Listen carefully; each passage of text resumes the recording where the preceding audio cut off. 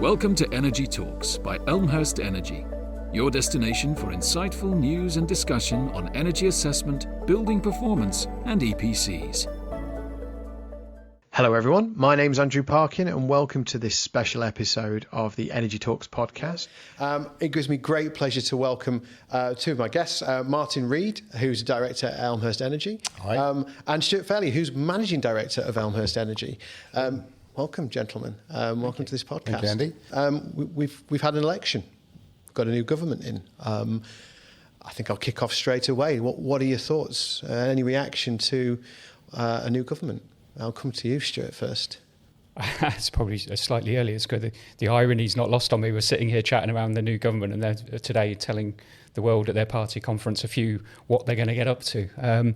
I think as with any government that comes in, certainly in the world that we sit in, I think it's quite. They're going to say lots of nice things, and they're going to do that. But taking their time to think about what the detail is, I believe that's probably where they are. But certainly everything that they're saying, certainly in the election and the build up to it, was very, very positive. So I'm looking forward to it. I think just to see some of that detail. I think. Yeah, indeed. Yeah, across all the parties as well. All the manifestos said very similar things with regard to energy efficiency and climate change, didn't they? Yeah. There wasn't any sort of dispute. So hopefully, if some of those plans come into fruition, there will be support from other parties to make sure that those things can be delivered upon and they don't revert back to being a sort of partisan in their approach. Do you feel it's now reached that point in the conversation that actually this could have been something that parties would have thrown at each other to try and make a point? You think we're now on the cusp of sort of action? Doing something? Doing something, yeah. I wrote a few articles there, and it felt like there was a period before an election. To be fair, it's always the same way. That they don't want to give any bad news out that will make somebody not vote for them. So the hiatus, and of course there was talk of when that election would happen, and it came earlier than most people envisaged. So there seemed to be a big vacuum of new stuff coming out of the previous.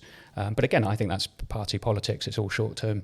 So it's nice to see, let's get on with it. And let's get I think the timing of the election was interesting, wasn't it? Because there's quite a few energy efficiency policies which were on the verge of sort of crystallising. And with the election coming on board and with the commitments they've made, you'd like to think that actually this will be the opportunity of strong government with a majority in the House of Commons and a manifesto commitment to deliver, that actually they will be able to deliver on some of those plans. Some of the plans they're now talking about reintroducing, which we'll come to later, are plans which were actually proposed under the Conservative government, ironically, which is probably in most areas of government quite unusual. Do you think that's because actually there's only so many ways you can tackle climate change, tackle the energy efficiency issue that we've got in this country? Yeah. We've said it for years. It's not rocket science.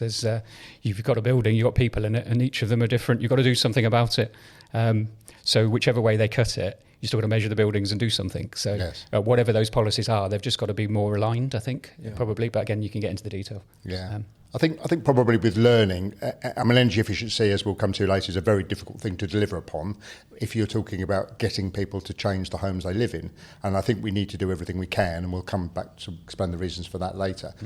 I think maybe there might be a little bit of a shift in some of the subtext towards subsidising some of the low carbon technologies, which maybe in the past it was focused very much just on the building. Maybe now some of the subsidies will come into place, with heat pumps and solar PV and things like that. I think there might be a slight change of emphasis, but it's got to be done, hasn't it? Fuel security has never been more of an issue. Climate change, very, very few people would deny that is an issue now. It's just a bit of an unfortunate situation that the UK a reaction to climate change is we just get more rain, but obviously you've still got fuel poverty, which is the underlying issue, and they are very, very distinct attributes of fuel efficiency that we need to address. Okay, and it is interesting that you sort of made the point there that things have carried on from the previous government. Do you think there's anything sort of differences? Do you feel any differences at the moment, or do you think that's just going to come out in the wash, or do you think there's no difference between the different political parties on this issue? I think there's been very, very positive. If I listen to Ed Miliband, it consistently hasn't really changed his attitude to energy or climate change or net zero or fuel poverty. It's always been very clear his ambition. So I think he's got a chance now. He's come in and he's got this a clean ability, for coining a phrase, to have a go and tackle it head on. But again, we haven't seen the detail. There's lots of, like you said, ambitions and numbers being thrown around. So yeah, I'm like I said, very, very half full. There's a lot to do, but again, we just got to get on with it now. There's some very difficult things to do, and do you think with a Labour government in place now, with what is a very, very large majority, they've now got the ability to do that? Do you think that's how they'll go for it in the first year or two of this Parliament? Any predictions there? I think it can only help, but obviously some of the decisions they're going to have to make may not be election vote winners in 5 years' time. So I just hope that they take action quickly so that people suffer the pain, then they get the benefit, and by the time the election comes, things have stabilised down a bit. I think, as the last government found, when the election time was coming, some of the commitments they'd given to earlier, they suddenly realised could jeopardise votes, and they had to backtrack on them, and I think that's really regrettable. So I would just urge them to act quickly. I suppose supporting what Stuart said about Ed Miliband, and taking the personalities to one side, the fact that he is such a high-level politician, and I remember him being a young lad, but now he is a seasoned, been round the block politician who understands how Westminster works, and I think that is a really good thing. No disrespect to people who are just coming into politics, but he knows the game, and you would like to think that he would know the levers to pull to get policy implemented efficiently. You've talked about it better for years and years, but party politics is all very short-termism, isn't it? It's, how many housing ministers we had, can't even cope. It's just this it feels like there's no joined up thinking, and I think even Labour would say that some of the challenges that we've got are longer than 5 years. They are. How do we produce our electricity? How do we do this? How do we do it in a better way? How do we get people the energy they want at the right price and not have to rely on fuel from other countries for obvious reasons? So in many ways, I'd like to see it as a long-term ambition with sort of we're going to do this, but our party politics doesn't really allow that. So that I think is a challenge, and hopefully they can address it. I agree. I think you made the comment before, is there a difference between the political parties? There obviously is in the detail, but actually it was good that their strategic directions were all aligned. But I think there's something to be learned as well. I remember reading the Lib Dem manifesto, which talked about having a sort of home improvement plan rolled out over 10 years. I mean, that is so sensible. I know that's two political periods combined, but that's the sort of long-term view that we do need, and I don't think that is contradictory to Labour's position, but it would be really good if they could commit that, because that will just give the whole industry the time to train and invest and deliver, and the security. Going from what we have at the moment, which is 2, 3, 4 year plans, they're over before they start, and it's just feast and famine, and it's not a way to actually build an industry. So whilst I'm supportive of what the Conservatives were committed to, and Labour, I think that the Lib Dems' long-term commitment was something that maybe Labour could also pick up on. We definitely need that cross-party, long-term support of something as big as how do we tackle climate change. You can't do it without it. I personally feel it can't become a political football that you can start kicking at each other because it's too big and it's too important for that. I also was listening to the Rest is Politics podcast, not to name drop any other podcasts as we're doing these things, but they've made some very good points on there. Rory Stewart was mentioning how he'd read, I think it was Tony Blair's recent book, talking about how do you do difficult things? How do you convince your own party to do things that are politically difficult? And he said that that's part of really great leadership. He's learning how to convince people to do things that they don't necessarily want to do, and make and give them the feeling that they can do those things. I've used the phrase before. Leadership is all about convincing others the impossible is possible, and I think that is what it needs, isn't it? It appears to be such a massive challenge, but actually it has got to be delivered. I mean, you talk about climate change. There are the other aspects of climate change which I think are equally important. Fuel poverty is a real issue with fuel prices increasing. And the good thing is that energy efficiency done correctly will solve both. Yes. But majoring on one can, and we'll probably explore later, unfortunately have the unintended consequence of making the other worse, and we just need to be very careful of that. And not to feel partly trapped in the middle of that, because you're trying to do your best but being criticised for something that's not your... Let's try and frame that for a second in terms of what really we're trying to achieve here, and this is very simplistic and very high level, and I'm sure someone will say, well, that's not quite right, Andy, but what we're trying to do here is move from burning gas and oil and other fossil fuels to heat our homes, number one. I mean, we do use other forms of energy, and we do have to heat hot water and light our properties as well. But predominantly, we've got a huge heat requirement in this country, particularly in winter, and we need to stop burning fossil fuels to do that. We need to move to something that's cleaner and greener, and the only game in town is electricity.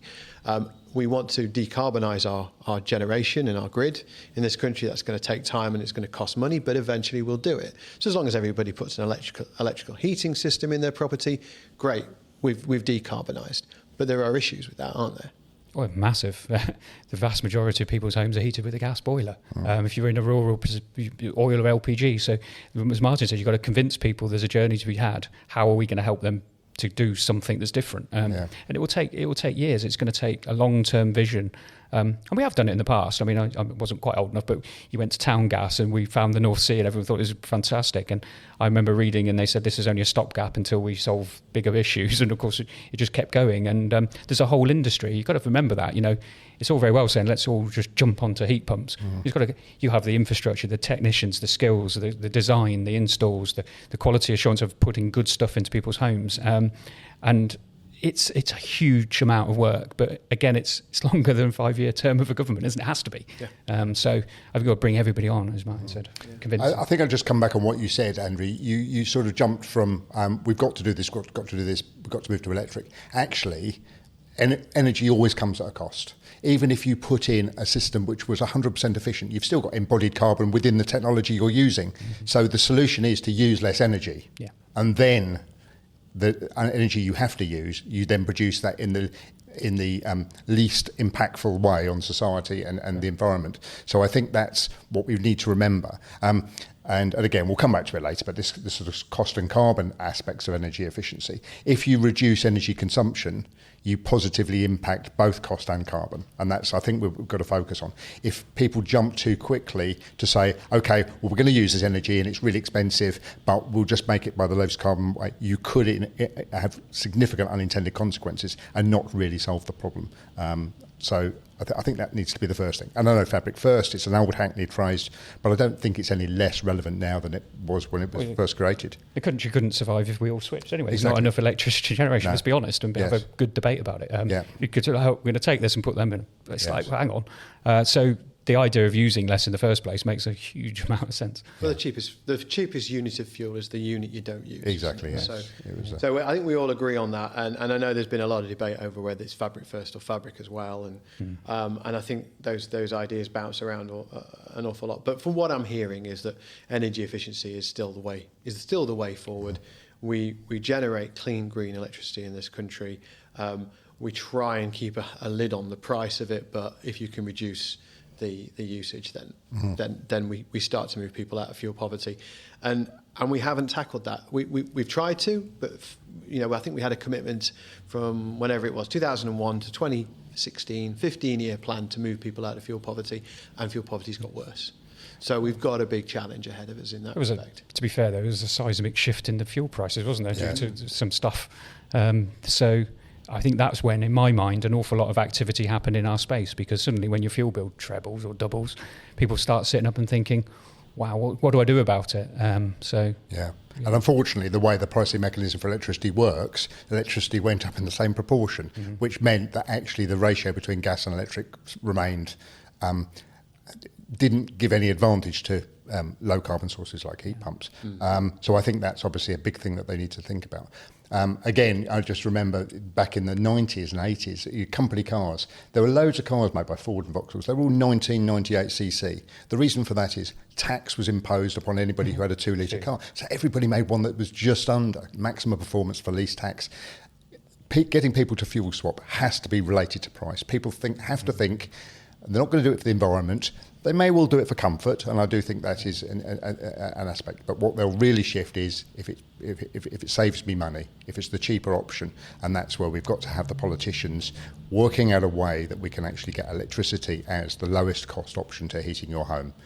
Get the consumption down, and then use price to nudge people away from the fuel that they don't want you to use. The society doesn't want Yeah. them to use, Yeah. and that's the only reality. Otherwise, there'll be resistance all the way. It's a big challenge, though, and it is complicated. Even though we talk about it every day, and we sort of live and breathe it, I still sometimes have difficulty explaining it to people. And if I have difficulty explaining it to people, they're going to have difficulty understanding it. What does it really mean to them? And I think that comes back to what we hold very dear in our hearts, which is the energy performance certificate. Now, we're going to talk about EPC reform later on. There's a whole heap of other things that need to come into being over this next term from Labour that they're hoping to build in place that will help in that fight against climate change and reduce energy. They should do, as long as they're delivered, As long as they deliver, yes, of course. So let's just run through these, shall we? Let's talk about energy efficiency, new buildings. So we've heard a little bit about what Labour want to do in this arena. I'll be honest with you, I cast my mind back to whatever it was, 2011. I seem to recall conversations in a similar way. We need to build 250,000 homes every year because we need the new homes. We've got the demand for it. What's the difference? What are Labour proposing? Stuart? I've seen numbers banding around, and sort of the target of 300,000 new builds. These are homes, by the way. 300,000 new build per year, and an ambition over the parliamentary term. But the starts of homes are nowhere near that. So I said the welcome the news that there's a target, but as Martyn said, you've got to do it. But it's not as simple as that. We need to allow all of that industry that builds and designs and constructs and buys the land to do it in a timely manner, and they're not there yet. Obviously, I won't go into the economics of trying to build them all, because then it's a good thing for the nation that people can have a house or a home. But I have heard it before. That's probably the sceptic in me, but I'm very positive that they're going to do everything they can, and that's not just I'll have a target, but it's also the planning reform and the other stuff that they've talked about, identifying the spaces to put the houses in the first place. I learned a new word not long ago. Is it the grey belt? So I'm trying to figure out what that means. I think you've figured it out in your mind. Yeah, Quick on the spot. I live in Hertfordshire, and this is green belt utopia really, and so I hear that from the local politics side, the commitment was given by government in the 1950s to never build on this land, and the fact we've got so many golf courses sort of gets by the way. We still can't build houses, and that obviously needs a bit of a rethink. I was just looking at some numbers, knowing this question would come up, and pre-COVID, we got to about 217,000 completions in a year. 217. We obviously went through the COVID slump, and as we came out of COVID, actually, it went back to about 215,000. There was a bit of catch up, I think, because there was a lot of completions which obviously weren't processed during that sort of 12, 18 month period. So when they're talking about 300,000, which the Conservatives talked about as well, that was their number that they came up with. The Labour Party have phrased it slightly different. They've said 1.5 million within the term. Obviously, a 5-year term means 300,000. So it's very, very similar. I was reading Amo's excellent article in Energy Matters last month, and he talks there about the number of completions and also the number of starts. And in Elmhurst, we've always assumed that the time lag between a start and a completion is about 6 to 9 months. The number of starts, this is homes that have been registered as building has started on, is now at about 170,000.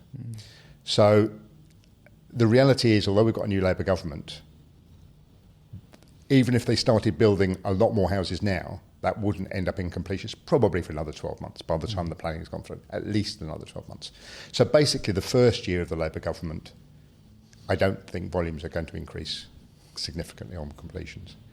That means to get to 300, you get to 1.5 million within 5 years, I reckon you've got to be at a run rate of about 330,000 completions in years 2, 3, 4 and 5. Well, if you do that, that's twice what we're currently running at. And that is twice as many construction products, twice as many labour, twice the size of the labour force, twice the number of plots, twice the number of planning applications. It's just astronomical growth within the next 12 months to be delivered within 5 years. So absolutely it's needed. We just need more homes. We need New homes are generally more energy efficient than existing dwellings, so that will tick that box. We know as an industry with energy assessors that they will be able to cope with that problem. They're probably the part of the sector of the market actually was probably best equipped to cope with that increase in work. But I do worry that it will be achievable. But maybe aim for the stars and hit the ceiling. That's better than where we currently are, which is at the moment we're in a real trough with regard to construction. It's always felt that way, though. I think aim for the stars, even at 250,000, it always felt that was more of an ambition, but never really a serious target because of the things you've said. What do we need to do in this country to build at that scale? Then what are the obstacles? It's such a complicated process, isn't it? All the way from planning, all the way building control and construction products and labour and resources and all the rest of it.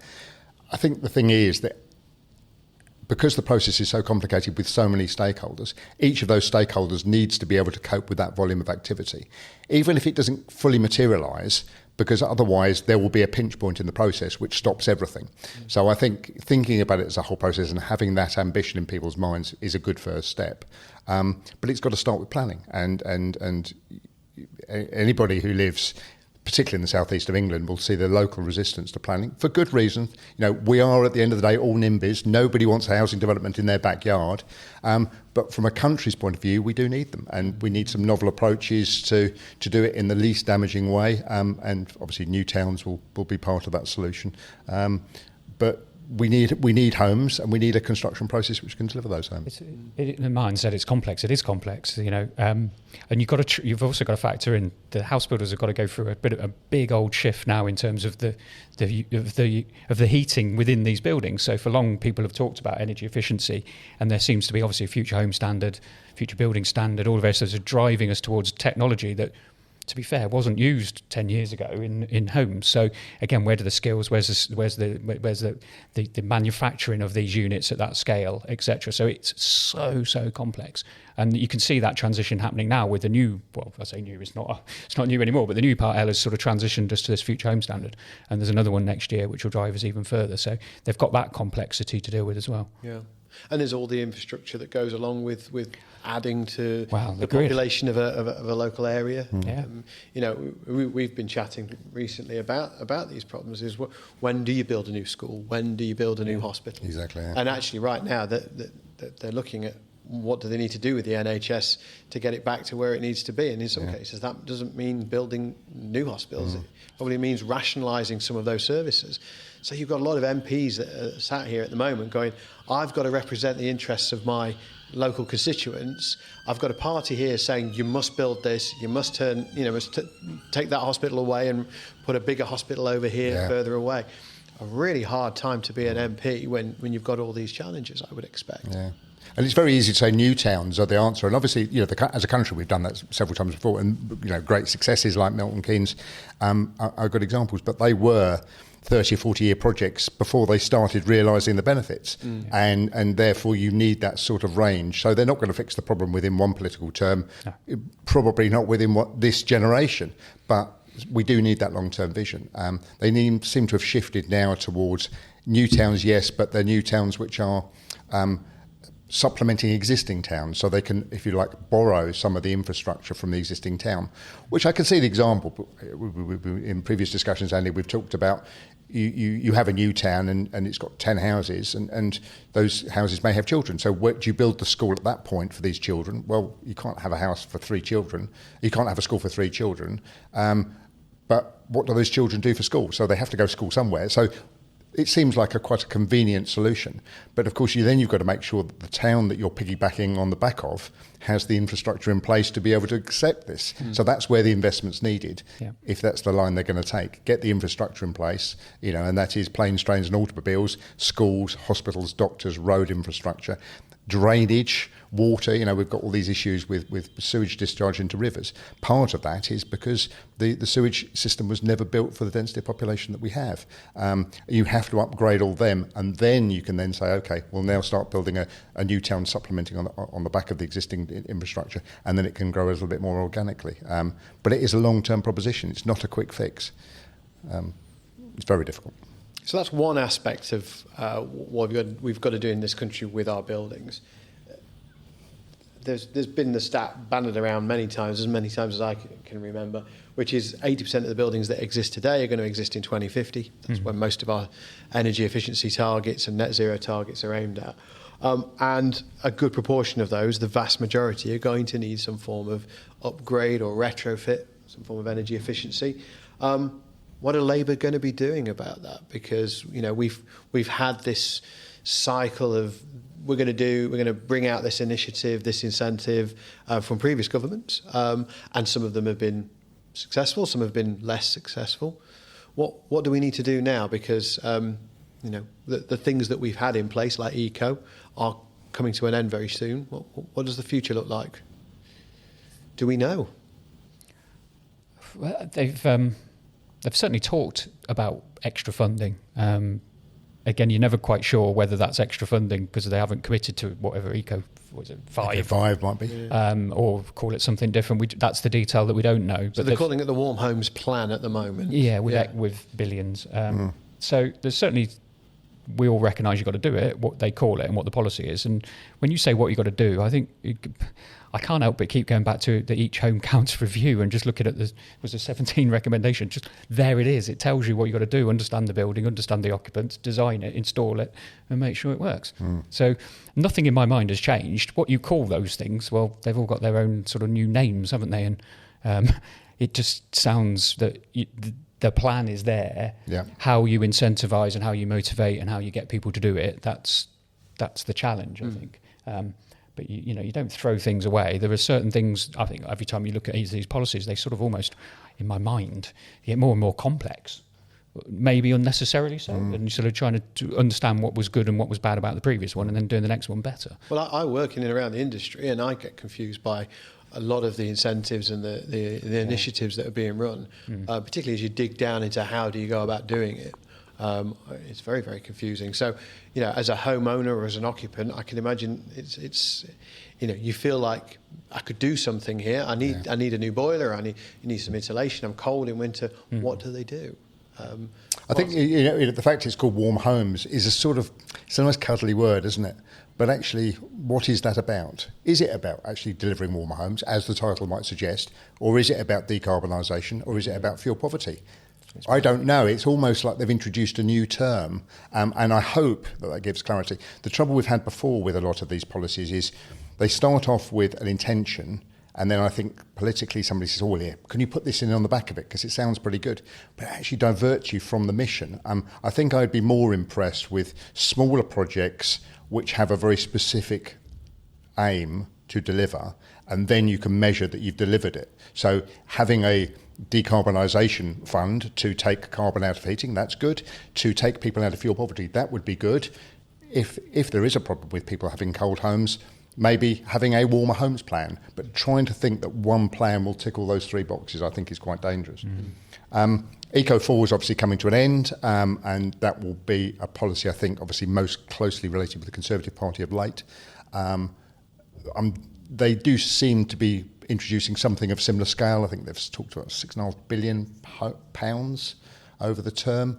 They've talked about 5 million homes. That's a big ask. All very laudable. I would go back to what I said about the Lib Dem manifesto. Making a 10-year programme, I think, would be a really good start, allowing people the time and resources to invest in the long term. I've always had a bit of a concern about some of the stakeholder involvement with regard to eco.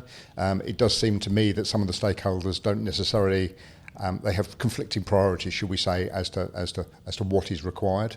And I think that could all be simplified. And focusing on what they want to focus on. Is it carbon? Is it cost? Is it fuel poverty? Is it warmer homes? And making sure that the policy does deliver on that, rather than fudging it a little bit and it just misses the target on all four. I think there's different ways of looking at this. We've got different parts of our market, the housing industry. You've got the owner-occupied sector, you've got the PRS, the private rental sector, you've got social housing. Yeah. They've all got different wants and needs and therefore have slightly different ambitions and targets. Ultimately, there are people living in all those properties and they've all got a journey to go on to get to where we need to get to as a country. And not everybody really understands what that has to look like, or what that means to them. And I think as much as anything, part of the plan for me should be about education, trying to keep it simple. You mentioned things are very complicated. Simple messages, simple solutions. Mm-hmm. The problem is there aren't simple solutions or silver bullets out there. So it's how can we make that real in the minds of the customer, the consumer, whoever. So I think the biggest issue that we have to tackle in this country right now is people in fuel poverty, and obviously Eco was designed to focus on fuel poverty. There'll be some debate as to whether it's been successful, but just looking at people who are living in less than adequate homes around the country, and in fact, when we talk about homes, we should also talk about buildings in general. There are plenty of commercial buildings out there that aren't really fit for purpose. We need some way of improving the standards of those buildings. So I know we've been talking about things like decent home standards. That was something that was in the social housing sector. It's now going to move into things like the PRS. And MEES is now back on the agenda. Mm-hmm. Do we want to have a little conversation around minimum energy efficiency standards and what that really means, where we're at? Yeah, look, I mean, giving some clarity to that sector is really, really important.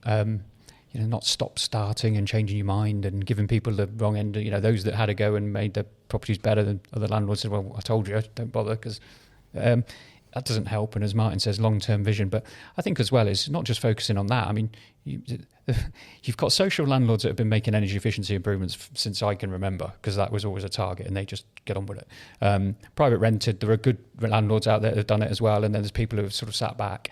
But then the owner-occupied sector. So all of these parts, nobody's helped them. And it's it's a bit of suicide, isn't it, politically, to go out and say everyone's got to make their home see, and you've got to spend a load of money. So I think keeping it really, really simple, carrots, sticks, and you get your regulations and you get your incentives to allow people to go towards where they need to go. And I also think what's the old adage, they called it a tambourine, didn't they? Make some noise. It was almost like, tell everybody this is happening and don't keep changing your mind. And that's across every single building type. Right? I'd like you to get to there, but it's going to take us 10 years. I'm going to allow people who are good people, give them the ability to either get a grant, get some funding, get a zero green loan or something like that, gets them towards their goal. And then you regulate the people who don't do it because they just put the fingers in the air, this isn't going to happen. Yeah. And if you get that message across all buildings, it's kind of common sense, because they all end up in a warmer building with a lower fuel bill. So the goal's right, but it's about, like Martyn said, it's all about money, isn't it? It's people putting their hand in their pocket and doing it at the right times. And let's be frank, there's not a lot of money for swishing around. So that's always going to be the challenge. I think the damage caused by when legislation is muted and then announced, and then timelines are committed to, and then it's withdrawn. I don't know. Doing that once probably adversely impacts the next 5 decisions you're ever going to make on energy efficiency. Yeah. And already we're hearing about people saying, oh yeah, they pulled it last time, they'll probably pull it again. It takes all that energy away. Remember 2 years ago on the non-domestic sector, EPCs, there was real drive towards getting an EPC done, locking in the security on the business, because they realised that if they could get an EPC above an E, then actually they could then rent it out for a decent term and not have to worry about it again. Real energy and drive, and then suddenly it was pulled away. We've got to, they have muted the fact that they will go back to that introducing a MEES, and they need to do it, and they need to be very clear, and they need to be committed, because the damage has been done since the last time they walked away from it, and it's very much needed. I do think the sectors are very different, and this is the issue. We've talked a bit about new build. New build are undoubtedly the most predominantly the most energy efficient buildings, because of modern materials, good design, control, and they've been designed to a very different specification, and that's one category. And I do think it is right that they need to be the highest performing buildings, because a lot of buildings that currently exist will never be able to be good energy performance. You can improve all buildings, but they will get to a point where actually there will be some before we get less than a C, I suspect, because it will just not be viable to do otherwise. And we need other newer buildings to be able to bring up the average, if you like, across the population. So there's that aspect of it. Houses that are on the market for sale or rent, I think energy costs and the need for an EPC at the point of putting the property on the sale for market or rent is drawing people's attention to it, and even the estate agents are now saying that it does affect buyers' decisions, and that's really good. So I think that will create a nudge. You talked about the social housing sector, and I think that's been fantastic. And the fact that that is the best homes in the UK are social housing is right and just and deserved, because they're frequently the occupants that can least afford it. But it just shows that having a good long-term strategy does work. Yeah. So you've got new build, you've got private-owned buildings, you've got social animals. PRS, I think, is the private rental sector is the big unknown, and obviously that's what MEES was about. And the issue there is that the person who's paying the bills is not the person who owns the dwelling, and ultimately that is a big issue. So you're asking somebody to spend money so that somebody else benefits. Now, you'd think that there would be a social responsibility. You'd think, well, the property would be more attractive, therefore it could introduce better rates. But that obviously hasn't quite worked. I think the components of MEES are very valid, and I think they are really good. Unfortunately, because the government haven't talked about it enough and explained what it's about and maybe put all the bells and whistles in place, some of the understanding of MEES has been driven by journalists and individuals who have a particular point to make. So, for example, there is not a legal requirement that you have to have an E on every property, because there are numerous ways you can apply for an exemption, and an exemption is no cost, very easy to do, and it just basically saves you from the problem. There's things you have to demonstrate that you've done what you can and the rest of it, but it's not a high hurdle to jump. But nobody's talking about that. No. They sort of disregard it. I must admit, I do think that exemption process needs to be tightened up. It does need to be enforced and publicised. But actually, as a component of the legislation, it was very valid. Well, and it doesn't need to be redesigned. I mean, you're the same as me. I've been speaking to lots of people who have said to me, you need to get rid of this. How is my house ever going to get to a C? And I said, well, it doesn't have to. It's where it's safe, cost effective to do so, and reasonable. Yeah. I haven't heard that bit of the clause. No. I said, well, have you read the legislation? Oh, no, I haven't read the legislation. Read the headline. No. And it's that snippet, isn't it? Well, it must be rubbish then. Yes. And the idea is, as Martyn says, well, not every house can get to C. So as long as the A's and B's are up here and there's a few D's and E's and on average we're C, that was always the intent of what we wanted to do as a country. Exactly. So, again, just educating people is the key, and probably making it clearer and easier to understand as well.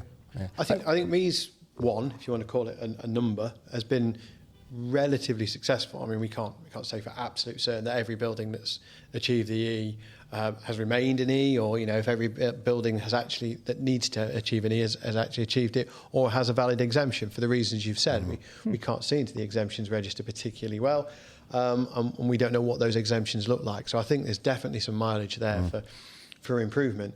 But as we get to a C, that brings in a lot of properties. Yeah. And I think that's where the nervousness comes in, because they've got to get their legislation right. But the components of the process are all in place, and they've just got to make sure that people understand it, because the principles will still apply. You need to endeavour to get a C, where it's, as Stuart says, it's cost effective and feasible to do so. And if you can't, you make a declaration why you haven't achieved it, and it goes onto a public register so that people, it's just transparency. Yeah. If I might move on a little bit from PRS, the sector that I think is being totally ignored, which I think is probably some of our worst housing stock, and to quote Donald Rumsford, it's the unknown unknowns. Every house that's been put on the market for sale or rent has had to have an EPC.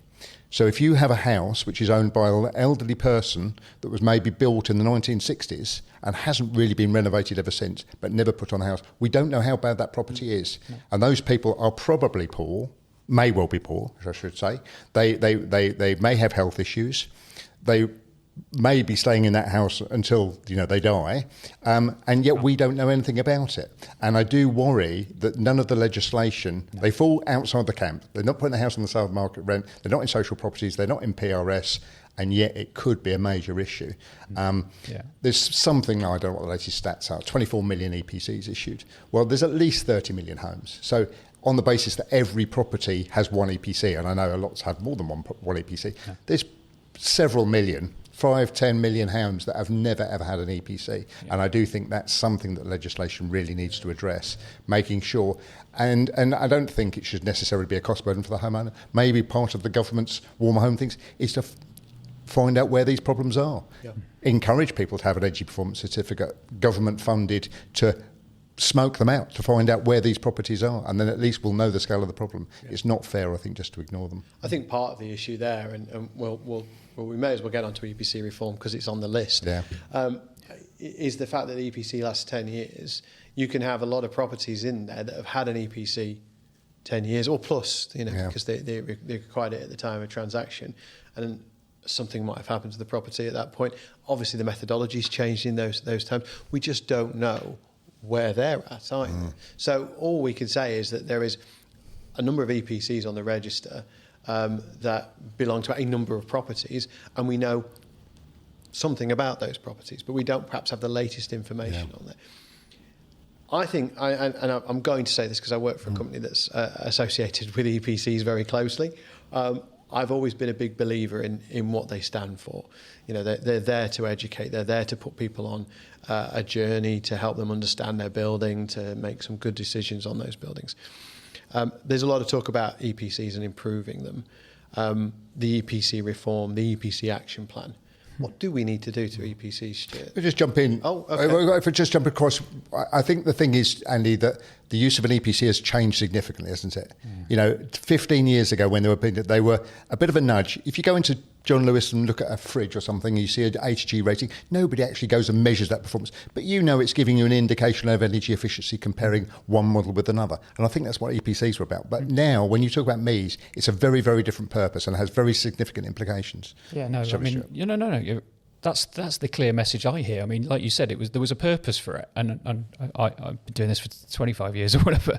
When we first started, it was an indication of an approximation of the energy in the building with the 4 or 5 things you could do to improve your house or your home or your building. It's still, to my mind, that's what it is.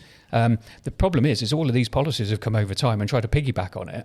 And in many ways, actually, that becomes then the blame of the EPC. Oh, it doesn't do fuel and it doesn't do my occupancy and it's not my... Oh God! It was never intended for that. But we don't. The incapability of anybody to change the real underlying energy performance. There's still absolute value to measure your house in the first place or your building to understand what it does, and then the next stuff. That's where in my mind, that's where the challenge exists. What you got to do? How do you get there? So you're right. It needs to change, but it's the format, it's the presentation. If I listen to consumer champions, they're going to say it needs to be easier to read, right? It needs to be more consumer friendly. It doesn't have any technical jargon.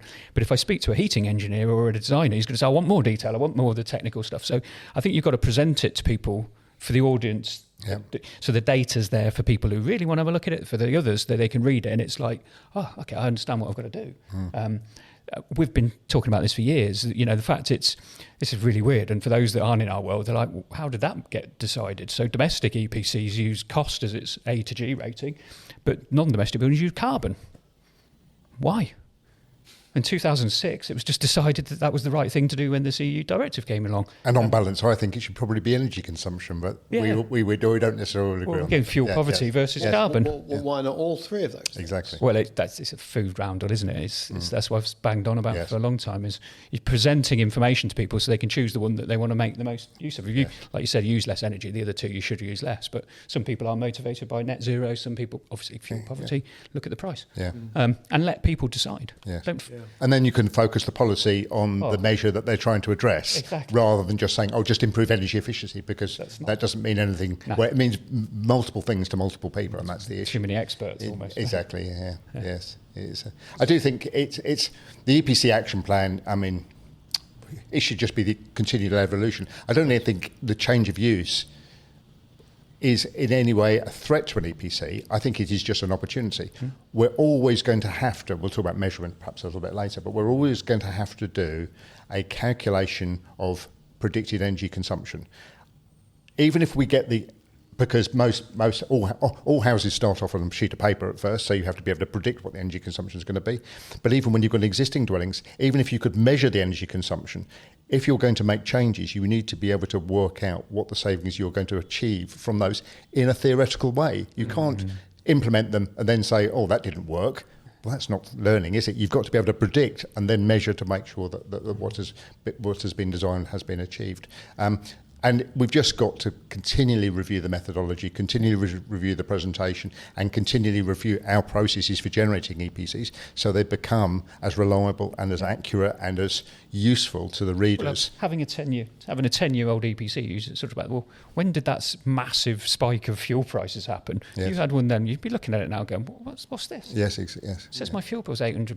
Jeez. Yes, yeah. That's ridiculous. And they're probably paying £800 a quarter. Well, yeah. Yeah. Because of the magnitude. So it just brings that into disrepute. The actual physics and maths inside the calculation probably all right. It's just the way it's presented to people is using old information. Yeah. It's wrong. Yes, yeah. Do you think there's an argument for a live EPC then? I think there's definitely something. I mean, again, as you know, having when you change a building or you want to show the score, and if you link it into recommendations and policies and ambition, if they don't track and measure when they had successes, they're never going to. I think we've done all right this year. Is actually allowing people. But yeah, I think so. You know, if a consumer could log on and see their house and say, well, I mean, again, we're going into this in quite a lot of depth, that would make a lot of sense, wouldn't it? But why don't I put my fuel bills in? Or, or my occupancy. Don't start it with the fact this is an asset on averages. And then I could play with something and say, well, actually, I'll use it more often. I like 24 degrees, not 21. We can do this. Yes. This is not a complicated... But as every energy assessor knows, whether commercial or domestic, you know, an energy assessment is about predicting energy consumption, and then they use factors at the end to work out what the cost implications and the carbon implications are of that. So if you look at that EPC, even if it's 9 years ago, obviously if the building's changed, that's another matter. A good argument for why EPC should be more regular. But that fundamental energy demand won't have changed much. It's the factors at the end which haven't kept up to date with contemporary prices and carbon. Or like you said, or the technology's changed. We're now not using that sort of stuff. We're putting this sort of thing into our buildings. So it's yes, we need to do it. We also need to I think, wrap up some of the terms and conditions around EPCs. There's lots of useful things that have been put into an energy performance certificate because, well, we've got it, so why don't we present it? But because the EPC is used not just as a sort of a useful indicator of what things might be, it's being used for purposes of legal compliance. The implications, I think, on energy assessors are much greater, and I think we need some support from government to make sure that when an EPC is presented, data is put into context and there are terms and conditions about how that should be read and how it should be interpreted. It's not unusual for us at Elmhurst to receive complaints where people have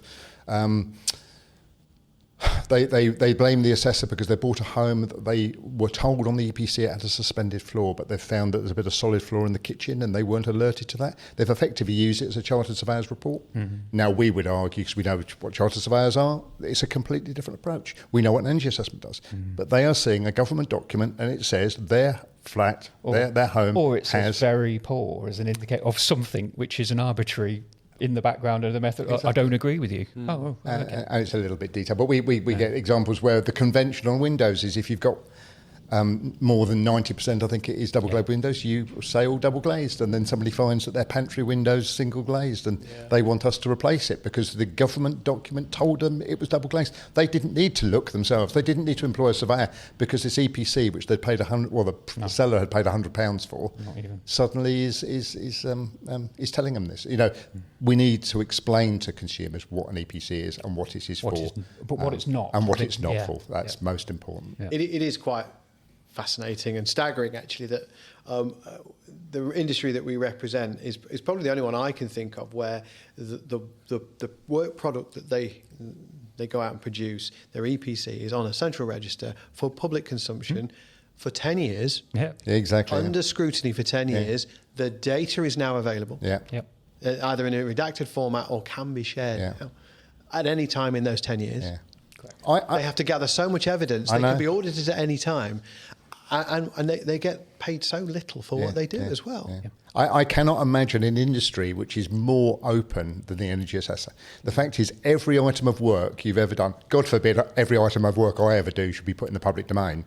But that's what happens to them. And there's 22 million out there, and that is then provided in a sort of case-by-case or on a mass basis because you can download them as a CSV and you can start to analyse them over time. And no disrespect to chartered surveyors, but if every chartered surveyor report was put into the public domain... Compared against the previous one. Compared against the previous one and what the next door neighbour had, which is what happens with an EPC, then I'm sure there would be inconsistencies. I do think it's great that the data is put in the public domain. It is great that this industry is so apparent, but I do think we do get beaten up a little bit because of it, and in some respects that's unfortunate. It is good though to hear some of the supporting voices. I think coming from areas where I thought we might, not quite get as much support. So the National Retrofit Hub, for example, is a great forum for discussion, and there's a lot of great work coming out the back of it. They've done some work on EPC reform, and they all agree that while far from perfect, I mean, there's no such thing as a perfect outcome or a perfect assessment. They are a great starting point.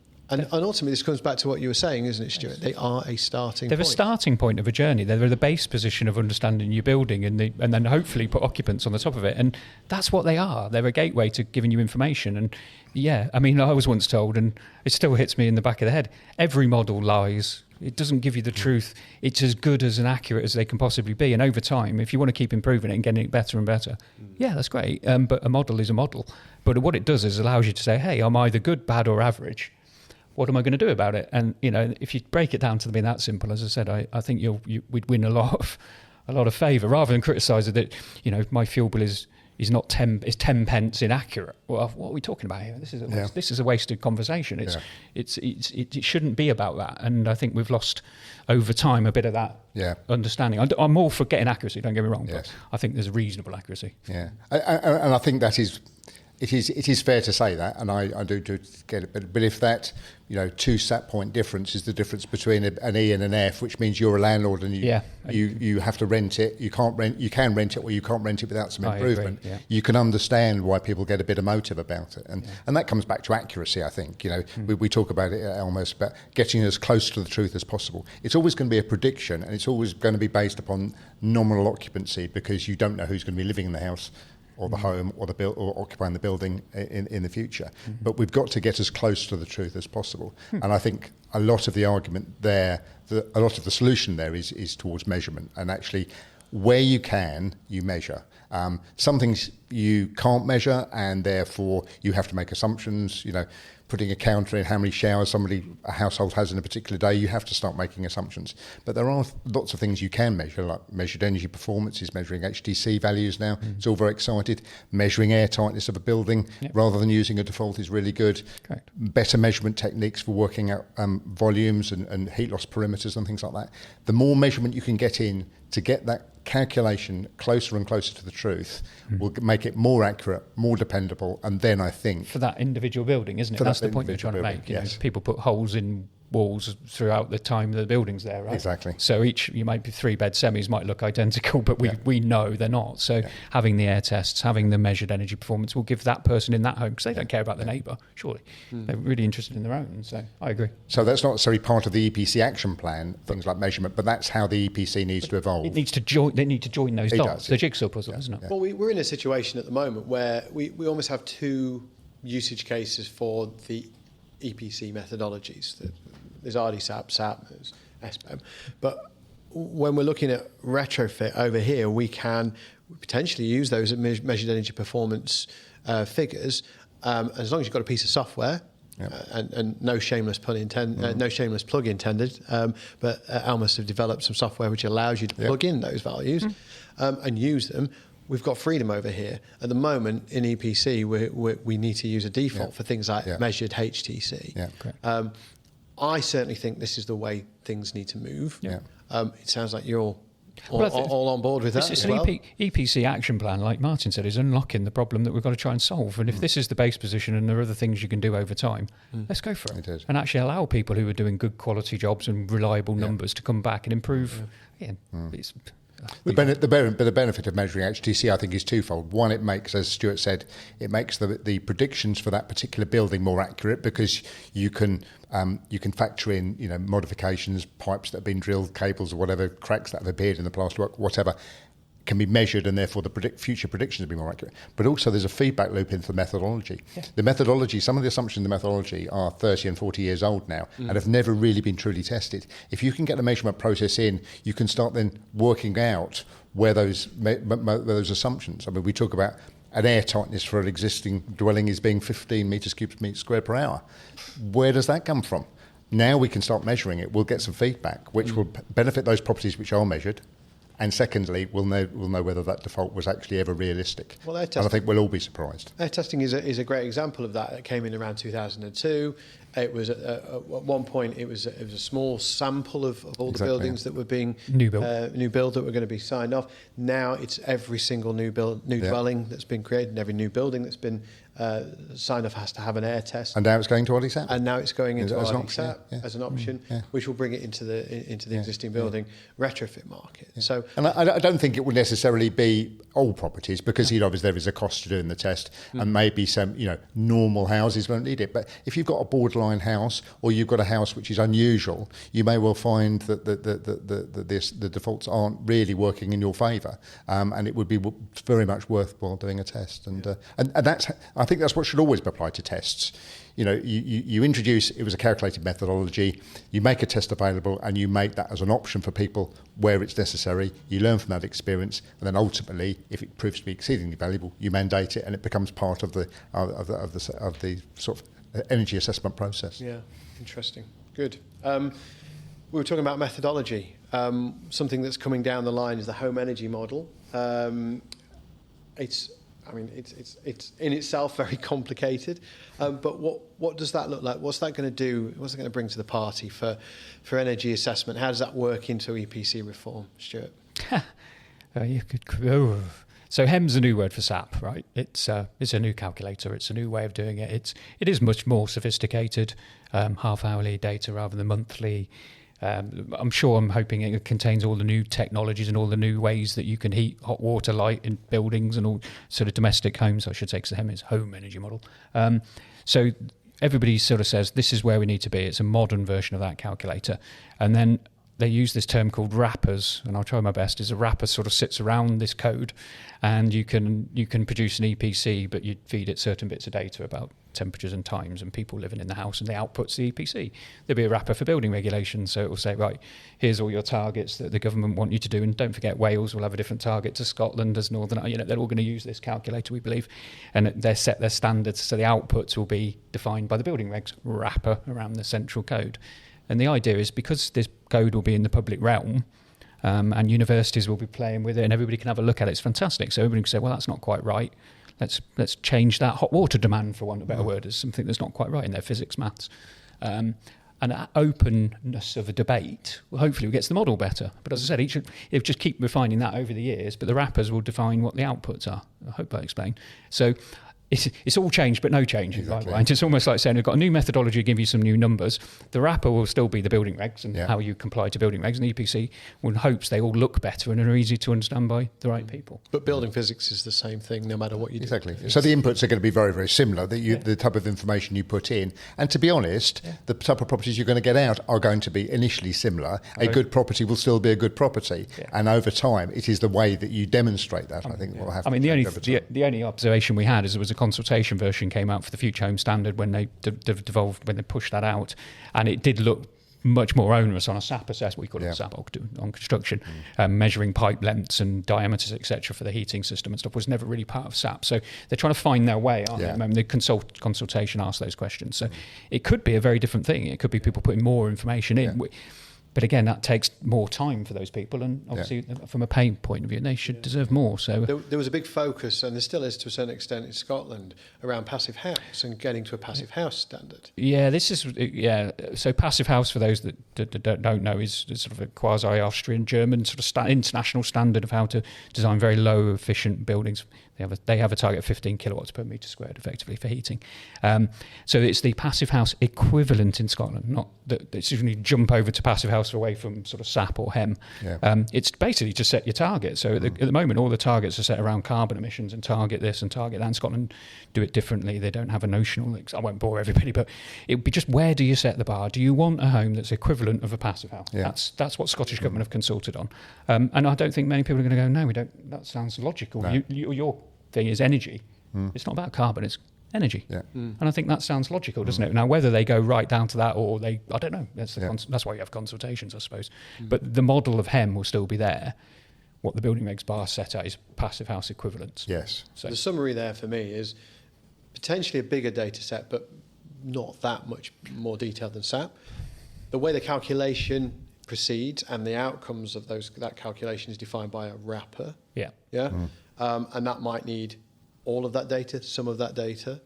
And then the output will be defined by the wrapper if it's an EPC or a building. Yeah, and hope policies come along and put no wrappers around it. Why am I using this calculator? What's the purpose of it? What's the output? What's the input? That's it. So occupancy could be one wrapper. Needs to be. Yeah, he's going to open it up and say, I could do this and I can tweak the numbers. I was just going to come on. I'm actually quite excited by HEM because the half-hourly data is brilliant, because if anybody's trying to go onto these new technologies, heat pumps and stuff, that's where it gets really clever.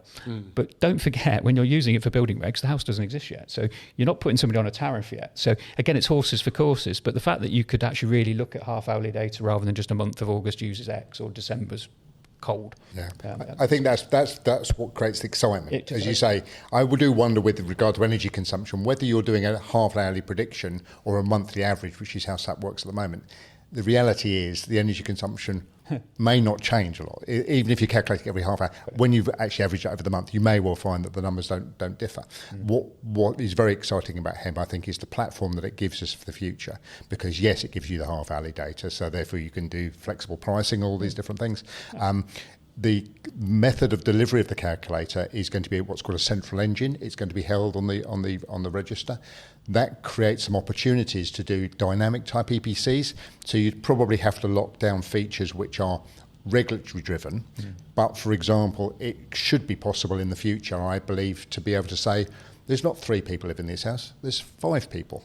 You put in 5 people and it will recalculate your predicted energy consumption based upon the occupancy that you've told it. It doesn't change the EPC because the EPC wrapper is for a notional occupancy based upon predetermined variables, but it is much more useful. If the price changes, almost on a daily basis, they could actually make this a dynamic feed. Good. Average prices. You could put your own prices in there. If you're on a special tariff, and it will give you a prediction of fuel prices based upon, again, it doesn't change the SAP score, but it's much more useful. And I think that's something we haven't got with RDSAP and SAP, and that's actually something that HEM could really give us. And I think that would be brilliant. And you see some of the government websites now, I'm amazed how the quality of information and the dynamic nature of that data is useful, and I think this could be another step forward in that.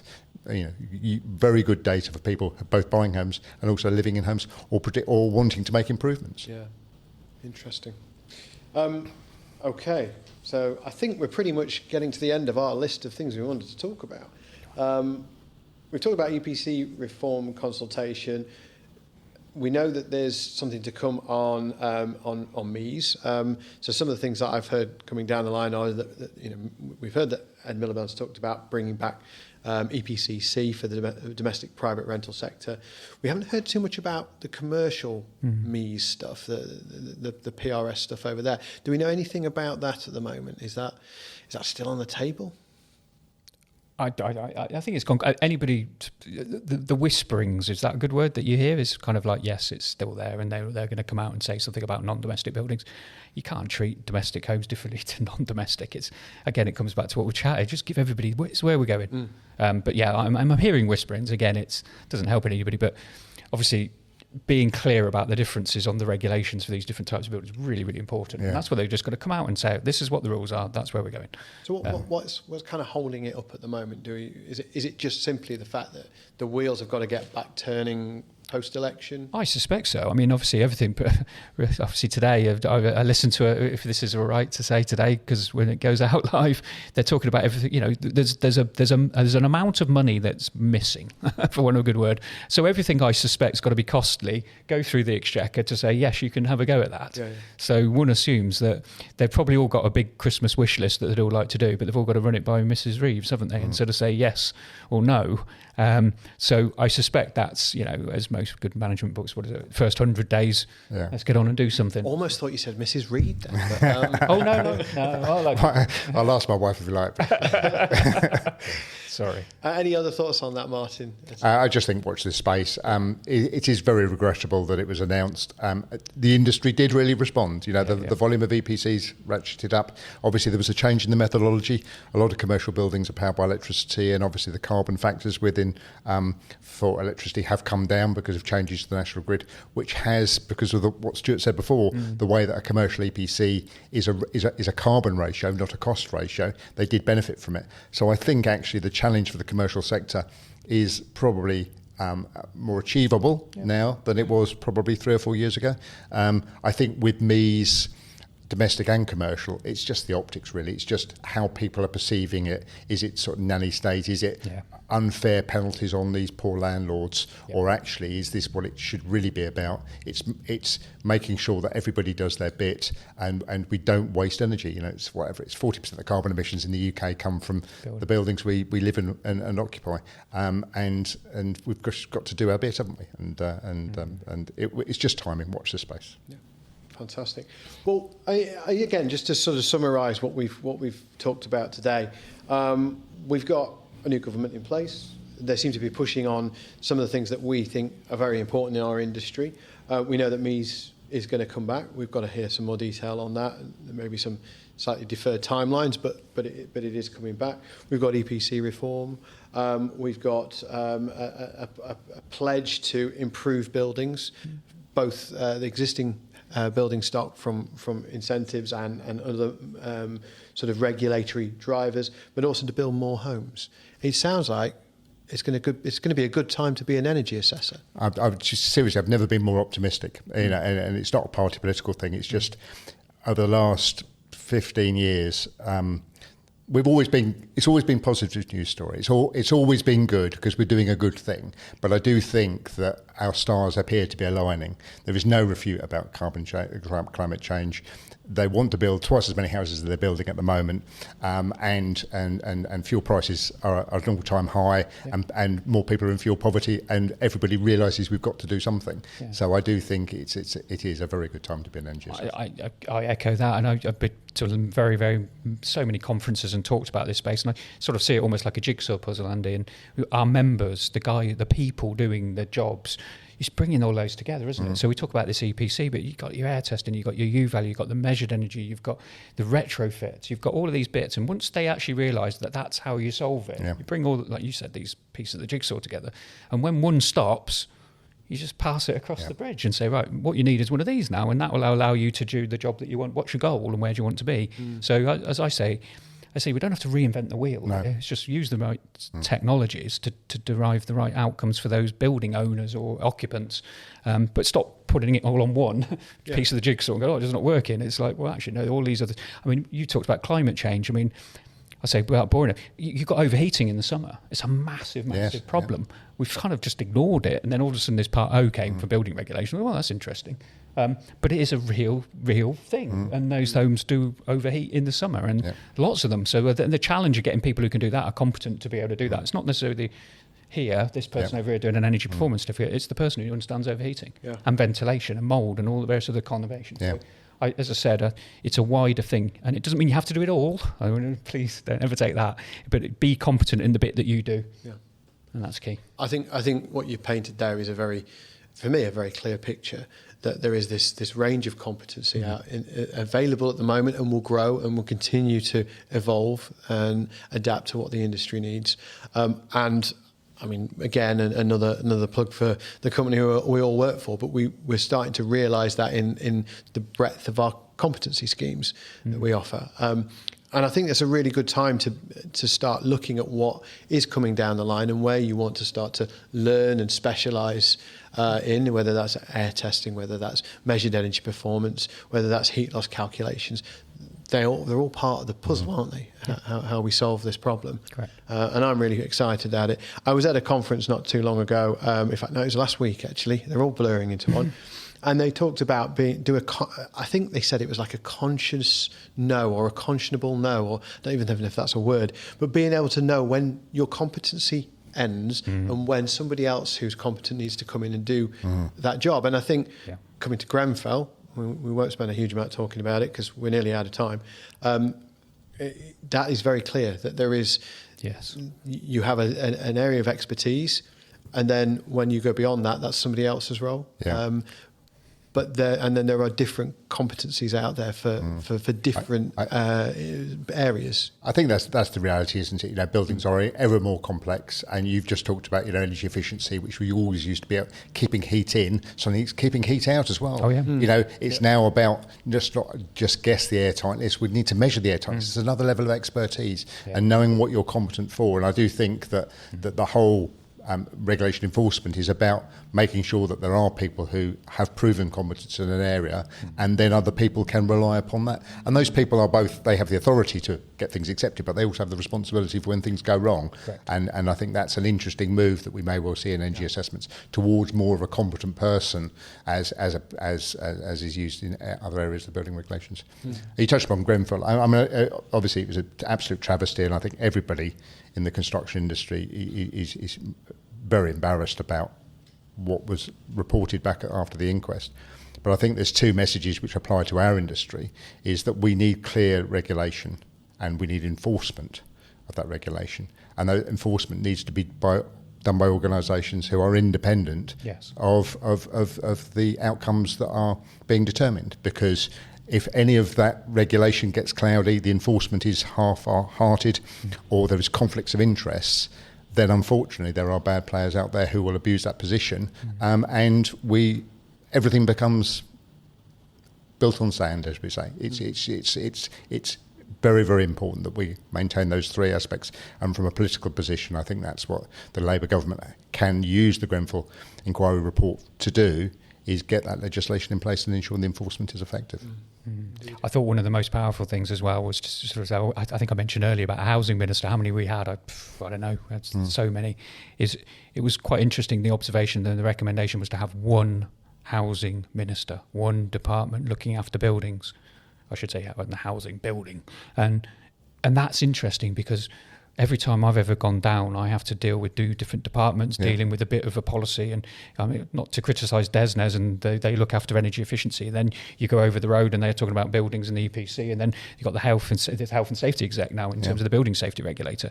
And then let alone then the regional requirements within Scotland and Wales. And I think if we could just simply say, right, there's one area, the expertise sits in there, they can all have a joined up debate rather than fighting each other. That would be quite a powerful thing, I think, and there certainly was one big recommendation out of the report. That sounds like a wish to me. I'm going to end this podcast with, and this is something we didn't discuss, so I'm throwing it at you.